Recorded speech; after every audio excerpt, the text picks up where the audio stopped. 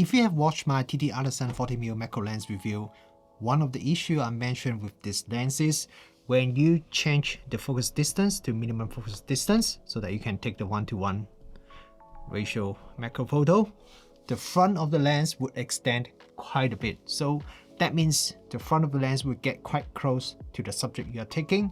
So that would make it harder to light up the subject, and you may cast shadow on your subject as well. If this is a real problem for you, I do have a workaround that you can consider. So what you can do is, if you look at the front of the lens, and for this part, the inside part, you can actually just turn it counterclockwise.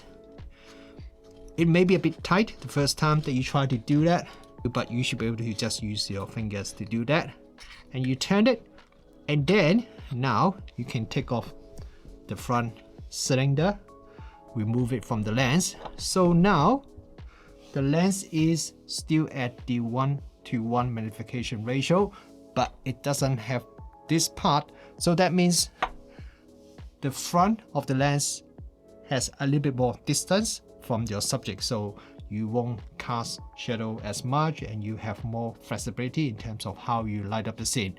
And if you want to put it back, just align it back to how it was before when you take off from the lens. So yeah, be careful how you remove it, and then you put it back, and then you can just turn it clockwise, and then you should be able to lock it back onto the lens, and then you can put it back.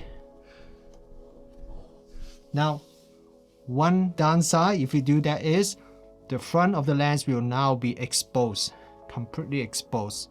So probably not a good idea if you are taking photo or video outdoor. But if you do it indoor, this is something that you could consider, but do it at your own risk.